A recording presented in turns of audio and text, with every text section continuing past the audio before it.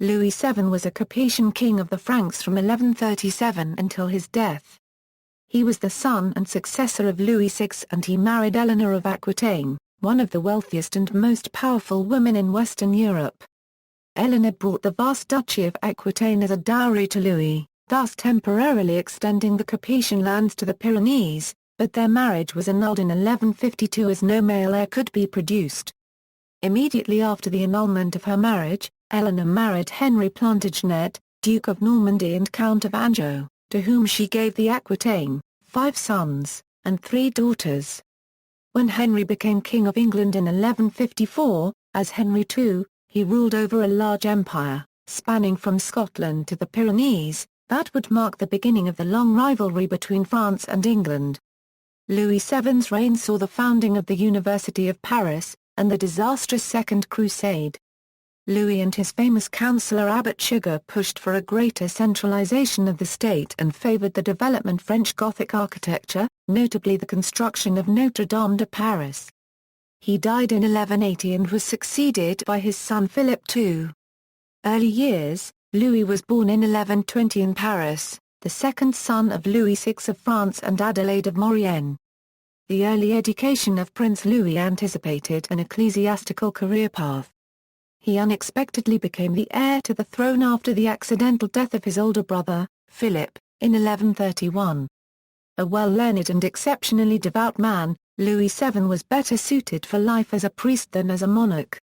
He spent much time of his youth in St. Denis, where he built a friendship with the Abbot Suger, which served him well in his early years as king. Early reign: following the death of William X, Duke of Aquitaine, Louis VI moved quickly to have Prince Louis married to Eleanor, Duchess of Aquitaine, heiress of William X, on July 25, 1137. In this way, Louis VI sought to add the large, sprawling territory of the Aquitaine to his family's holdings in France. Shortly after the marriage, Louis VI died, on August 1, 1137, and Prince Louis became King of France, reigning as Louis VII. The pairing of the monkish Louis VII and the high-spirited Eleanor was doomed to failure.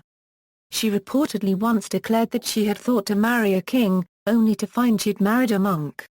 There was a marked difference between the frosty, reserved culture of the northern Ile-de-France court where Louis had been raised and the rich, freewheeling court life of the Aquitaine with which Eleanor was familiar.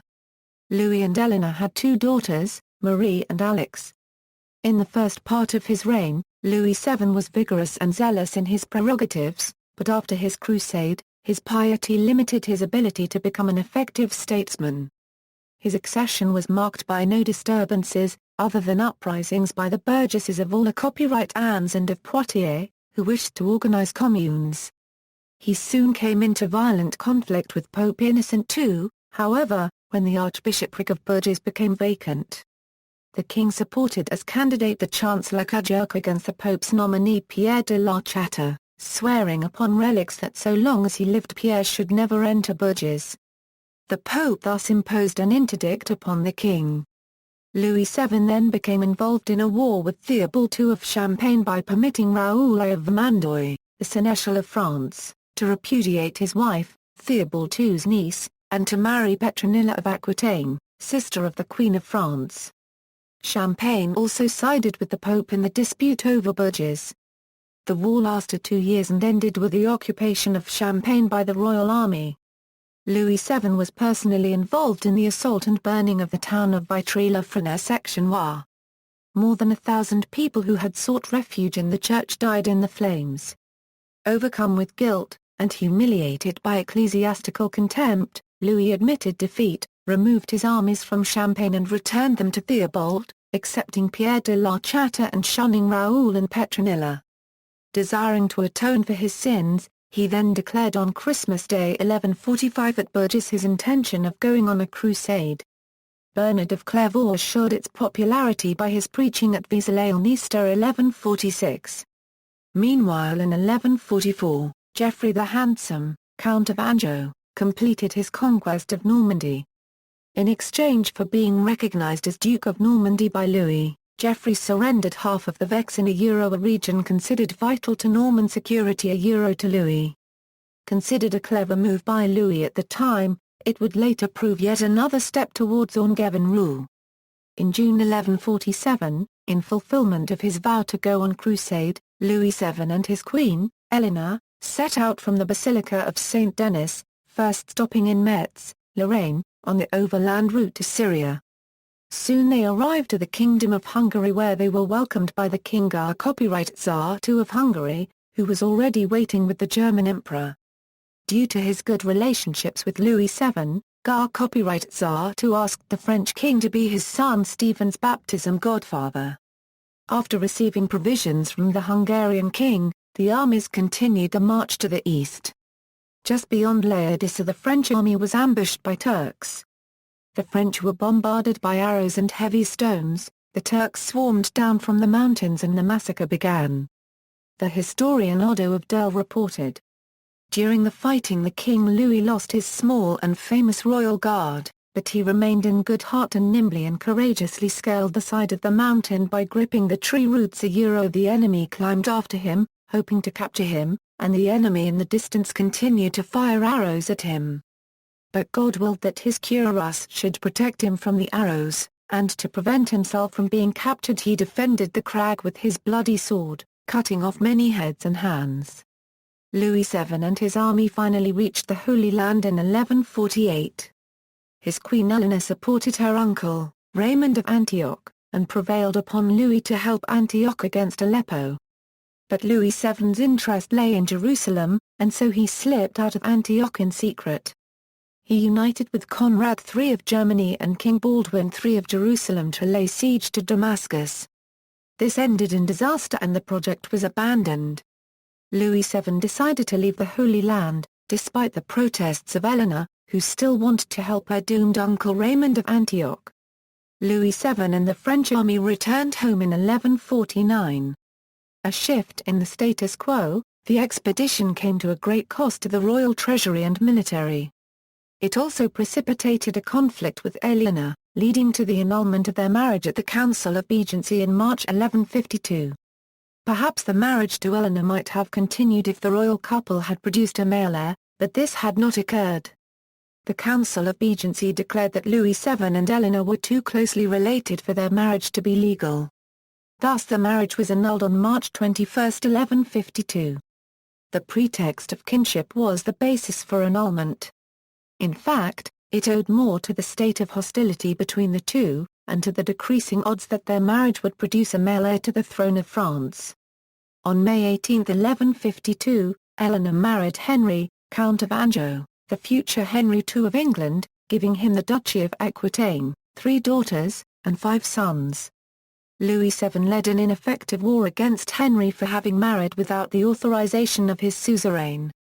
The result was a humiliation for the enemies of Henry and Eleanor, who saw their troops routed, their lands ravaged, and their property stolen. Louis reacted by coming down with a fever, and returned to the Ile de France. In 1154 Louis VII married Constance of Castile, daughter of Alfonso VII of Castile.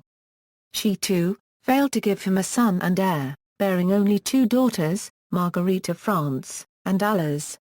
Louis having produced no sons by 1157, Henry II of England began to believe that he might never do so, and that the succession of France would consequently be left in question.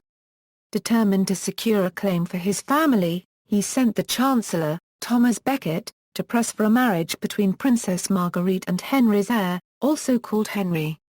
Louis, surprisingly, agreed to this proposal, and by the Treaty of Guisses betrothed the young pair, giving as a dowry the Norman Vexin and Guisses.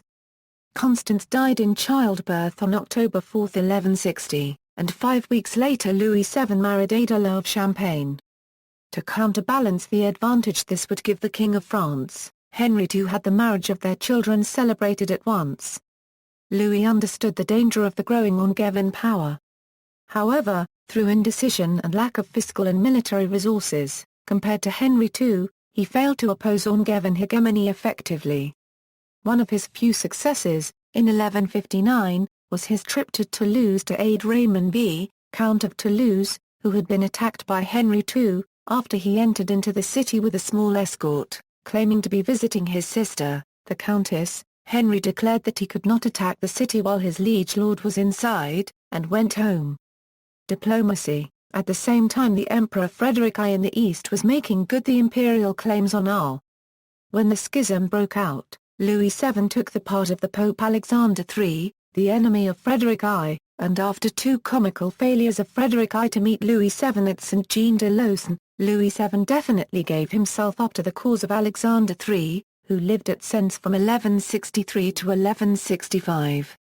Alexander III gave the king, in return for his loyal support, the Golden Rose. More importantly for French Euro and English Euro history would be his support for Thomas Becket, Archbishop of Canterbury, whom he tried to reconcile with Henry II.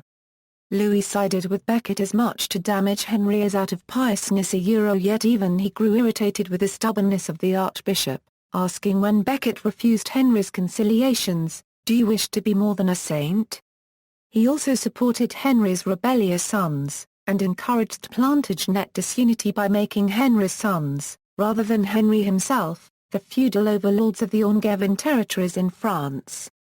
But the rivalry amongst Henry's sons and Louis's own indecisiveness broke up the coalition between them.